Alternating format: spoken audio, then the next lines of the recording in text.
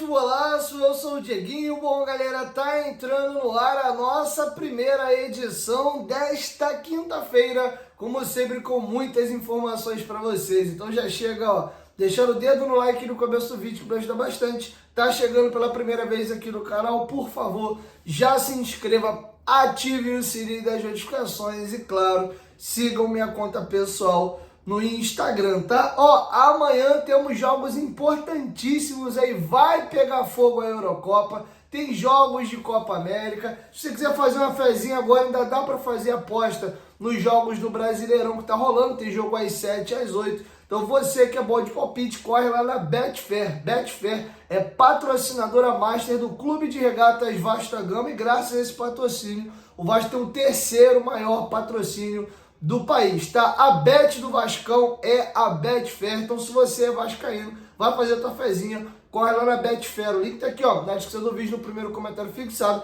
Você tem 40 dias ali de seguro na sua primeira aposta. Você não perde depois de passar primeiro e vencer. Aí você não tem mais direito a esse seguro. Você também tem até R$600 de aposta grátis e 10 super cotações no valor de R$10. Você faz uma fezinha de R$10, usa a super cotação, a odd valoriza. Tem muita coisa legal, inclusive estou negociando com eles aqui para a gente ver sorteio de camisa, ingresso para os jogos, lembrando que eles são patrocinador master do Vascão. Então vamos dar essa moral na Betfair, que é a bet do Vascão, tá? Se cadastra aqui, ó, no link da descrição do vídeo, no primeiro comentário fixado. E claro, além de ajudar o Vascão, vocês ajudam o meu trabalho, beleza? Betfair, parceira do canal Futebolaço. Dito isso, galera, vamos para as informações. Primeiro, dando só uma breve pincelada nos jogos de ontem para a gente entender como é que está a situação de campeonato. Botafogo venceu fora de casa o Cuiabá por 2-1, foi bom para a gente. Nós vencemos o Fortaleza por 2-0. O Criciúma ganhou no Cruzeiro por 1-0, o resultado não foi bom para a gente. O Galo perdeu para o Flamengo de 4-2 lá na Arena MRV. O Red Bull Bragantino venceu o Atlético Goianiense por 3-1, resultado positivo para a gente. O Furacão perdeu em casa para o São Paulo por 2-1, e aí você vê a arrancada que o São Paulo teve depois desse jogo de derrota por 4-1 para o Vasco. São Paulo venceu seus 3 jogos na sequência. Isso mostra o tamanho da vitória do Vasco naquele dia. O São Paulo tinha dormido ontem provisoriamente na 4ª colocação e hoje pode perder, né, uma casinha aí de acordo com os jogos, tá? E hoje nós temos alguns jogos que encerram a rodada. Eu estou gravando aqui às 7h11 da noite. O Grêmio está vencendo o Palmeiras por 1-0. Bahia e Juventude também jogam aí às 7 e encerra a rodada Fluminense e Inter às 8 com Corinthians e Vitória, tá? 4 jogos nos interessam. Um tropeço do Grêmio, um tropeço do Juventude, uma derrota aí do Fluminense e um empate entre Corinthians e Vitória seria positivo pro Vascão, tá bom? E falando em positivo pro Vascão, cara, eu tenho que falar de alguns atletas aqui e trazer para vocês números assustadores, tá? Só para vocês terem uma noção, pós Roberto Dinamite, depois que o nosso maior ídolo aposentou, o Pablo Verrete, em média de gols, ele já tá no top 10 da história do Vasco pós Roberto Dinamite. Só para vocês terem uma ideia contra a turminha que o Verrete está disputando. O top 1 jogador com melhor média de gols pós Roberto Dinamite chama-se Romário. Ainda tem gente que não tem o Romário como ídolo, mas vamos lá. O Romário tem 326 gols com a camisa do Vasco em 410 jogos. A média do baixinho é 0,80, irmão. É surreal. O segundo colocado é o Clóvis, que eu nem sei quem é, deve ser um jogador mais das antigas. Inclusive, quem viu o Clóvis jogar, comenta aqui embaixo nos comentários. O Clóvis marcou 24 gols em 41 jogos. A média do Clóvis é 0,58. Terceiro colocado, adivinha quem é? Edmundo. O Edmundo tem 137 gols em 244 jogos. A média do animal é 0,56. O Alex Dias é o quarto colocado, esse eu vi jogar. 33 gols em 59 jogos, média 0,55. Luizão, eu era molequinho, não vi jogar, apesar de ser nascido. O Luizão tem 38 gols em 71 jogos, média de 0,53. Leandro Amaral, até aqui foi o melhor centroavante que eu vi, né, a obra completa com a camisa do Vasco, é o meu favorito. Leandro Amaral tem 51 gols em 97 jogos, média do Leandro Amaral 0,52. Valdir Bigode, 144 gols em 292 jogos, média 0,49. Bebeto também está empatado ali, mesma média com o Valdir, sendo que 61 gols em 123 jogos, também média 0,49. O Verratti é o nono, tá? O Verratti tem 24 gols com a camisa do Vasco em 49 jogos, média 0,48.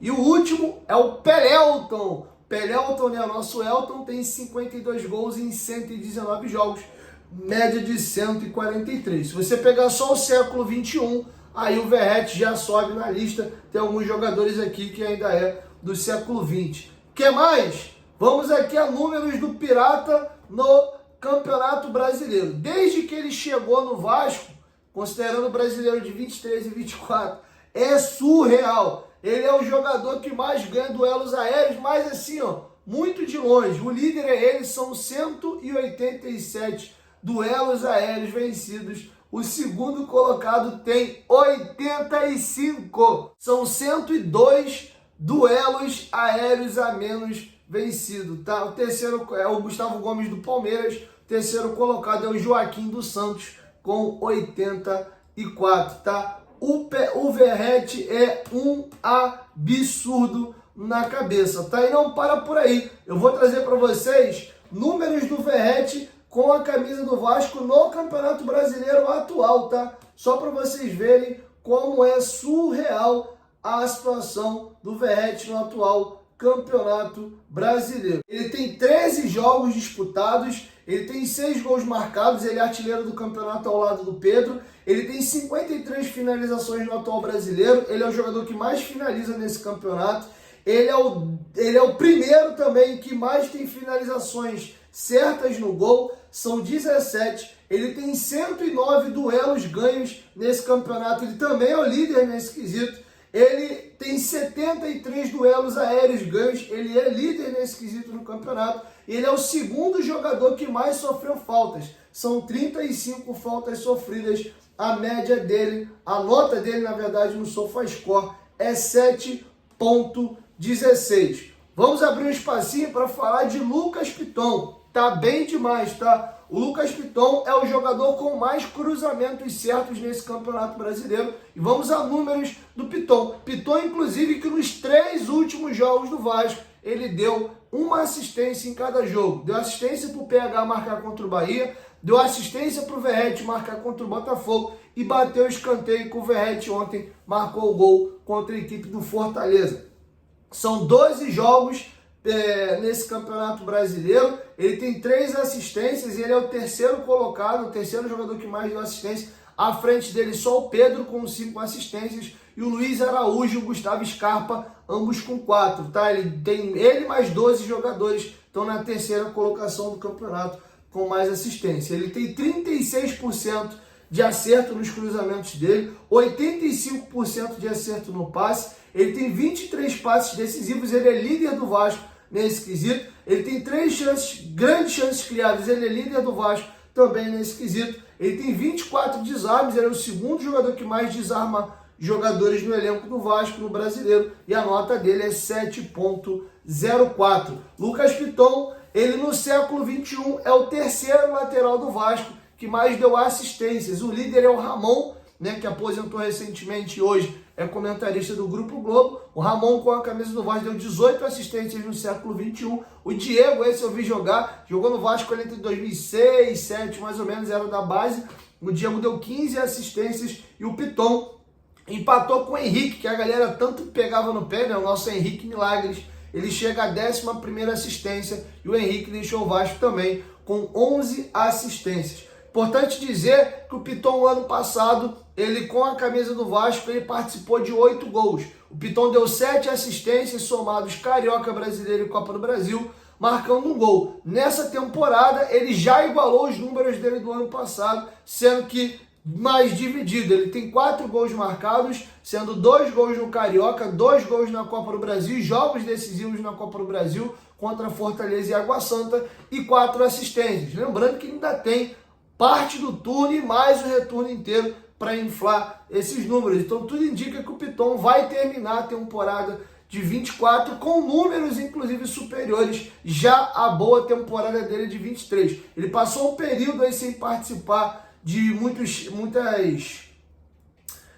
lances de gol do Vasco, mas agora engatou 3 jogos consecutivos ele participando de gol do Vascão, tá bom? Então tá feito aí o registro. E outro cara que é pouco falado, né, sujeito a chuvas e trovoadas, oscila bastante, mas está sendo muito importante, é o David. O David, com 12 jogos com a camisa do Vasco no Brasileiro, ele tem 2 gols marcados, 3 assistências, ele leva 164 minutos para participar de um gol, ele tem 13 passes decisivos, 60% de acerto nos dribles, 33% de acerto no cruzamento. A nota dele no SofaScore é 6,95, tá? O David está na lista dos jogadores do Vasco que mais participa de gols, tá? O líder é o Verratti, o segundo colocado é o Payet, o terceiro colocado é o David, o quarto colocado é o Lucas Piton, tá? Então o DVD tem participado bastante aí dos gols dos Gigantes da Colina. Para finalizar, vamos falar de um assunto importante e uma notícia que não é boa não, tá? Vamos agora falar a respeito do Estrela. O Estrela teve diagnosticado um problema no joelho, tá? No menisco. E é um problema congênito, nasceu com ele e pode ser que ele necessite de cirurgia, tá? Quem deu essa informação com exclusividade hoje foi os companheiros Lucas Pedrosa e Vene Casagrande. Vamos aqui à apuração de ambos. O Guilherme Estrela está fora do jogo do Vasco, que será contra o Inter no domingo. O meia, inclusive, pode passar por cirurgia para corrigir uma lesão no menisco. Após sofrer um bloqueio articular no joelho no jogo contra o Botafogo, Estrela passa por exames que constataram que o meia teve uma variação anatômica no menisco. Esse menisco bloqueou na jogada e por isso ele precisou ser substituído. No dia seguinte, sem lesão constatada, o jogador chegou a treinar normalmente. Porém, após realizar uma consulta com um fisioterapeuta particular, em uma manobra o joelho bloqueou novamente. Após mais uma análise, o departamento médico do Vasco indicou a necessidade de passar por uma cirurgia para corrigir esse problema. A família do atleta pediu para esperar, pois pensará se vai aceitar a sugestão do DM ou não. O procedimento cirúrgico seria a sutura do menisco e o período da recuperação é longo. Vale ressaltar que não existe nenhuma bola dividida ou estresse entre Vasco e a família do jogador. Muito pelo contrário, isso é comum no futebol. Entretanto, por hora o DM não vai recomendar a utilização do atleta no próximo duelo. Então, o Estrela está fora e agora a família do jogador e o DM do Vasco debatem aí se ele vai passar pela cirurgia ou não. Lembrando que, pelo que publicou os companheiros, é algo que nasceu com ele. Ele tem esse problema aí de nascença, tá? Então, uma pena. O Estrela vinha jogando muito bem. É um jogador que faz muita falta. Seria o substituto natural do Payet agora no jogo contra o Inter. Mas, infelizmente, está fora. Que seja decidido o que for melhor para a carreira do menino e que ele possa voltar o quanto antes. Seria uma pena mais um jogador do Vasco ter que passar por uma cirurgia no joelho, tá? Mas se não tiver jeito, ele tiver que operar, é melhor que ele opere e volte zerado, porque não adianta também ele continuar com essa situação e daqui a pouco tem uma dividida, alguma coisa, e o joelho trava de novo, enfim, então situação chata aí, desejar boa recuperação para o nosso Estrela. Bom, galera, para finalizar, ontem, antes da partida rolar, o prefeito Eduardo Paes esteve em São Januário e sancionou a lei do potencial construtivo para a reforma de São Januário. Então, graças a Deus, agora é só o Vasco negociar agora o potencial construtivo, vender isso esse ano ainda, para no final do Brasileiro iniciar as obras. Fica aqui uma sugestão, você que é vascaíno, não mora no Rio, ou mora no interior do Rio de Janeiro, ou mora na grande capital aí do Rio de Janeiro e nunca foi a São Januário, dá um jeito de ir, tá? Porque esse estádio que nós tanto amamos e crescemos vendo os jogos do Vasco lá, ele não vai mais existir, vai ser feito um estádio completamente diferente do atual. Vai se manter a fachada histórica e praticamente é isso que vocês vão ver do São Januário atual, que vai virar São Januário antigo. Eu vejo muitas pessoas reclamando de quem conviveu e viveu no Maracanã antigo e viu o Maracanã atual. Eu cheguei aí no Maracanã velho, mas eu era garoto, não tinha, a minha família não tinha essa coisa de ser assídua, de ir a jogos sempre. Então eu fui muito pouco. Se eu fui 2 vezes no Maracanã antigo,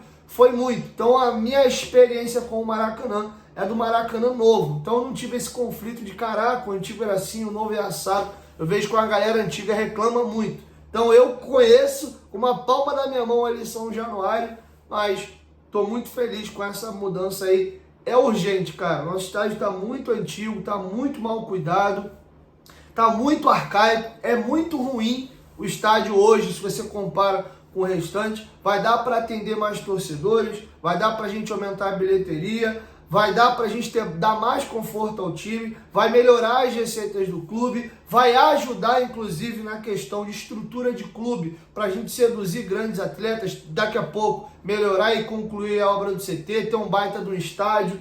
Passou da hora. Você conta no dedo os grandes clubes brasileiros que não tem estádio. Você tem Flamengo e Fluminense que gerem um equipamento público, assim como o Botafogo também. E outros que até têm estádio, mas com estádios obsoletos. A gente pode falar dos grandes aqui do futebol brasileiro. Você tem o Santos com a Vila Belmiro e o Vasco com o São Januário. São Januário indo agora para a reforma, lá na Vila Belmiro está se discutindo. O Atlético Mineiro recentemente construiu seu próprio estádio, então absurdo. O Cruzeiro vem jogando no Mineirão, também não tem estádio próprio, mas você vê que vários clubes construíram estádio recentemente ou melhoraram os que tinham, como por exemplo o Allianz Parque, comparativo do que era o Palestra Itália, e hoje são clubes que faturam muito mais. Isso inclusive é um problema do plano de sócio. Uma galera lá em 2020, né, se associou, a gente fez aquela mobilização, 180 mil sócios. E aí, eu pago e agora? Usufruo do quê? Foi só dar dinheiro pro clube, porque não dá para botar aquela galera toda para dentro do estádio. Óbvio que com esse número, 47 mil também não vai comportar, mas já melhora muito e você incentiva mais a galera a virar sócio, tá bom? Então é isso, galera. Assim a gente vai encerrando a nossa primeira edição. Provavelmente eu volto ainda hoje com a última edição do dia, mas já lá para meia-noite por aí, senão eu volto amanhã, tá? Hoje eu tirei o dia para me descansar, cuidar um pouquinho, dormir um pouquinho. Tava aí com essa questão, né, dos últimos dias aí, indo para o hospital direto e tal. Eu levei minha esposa que ficou internada. Eu acabei também passando mal de gastrite anteontem, fui parar no hospital de madrugada. Enfim, acordei hoje lá pelas tantas, precisei dormir. Então, vambora aí e a gente normaliza a grade amanhã. Valeu? Tamo junto.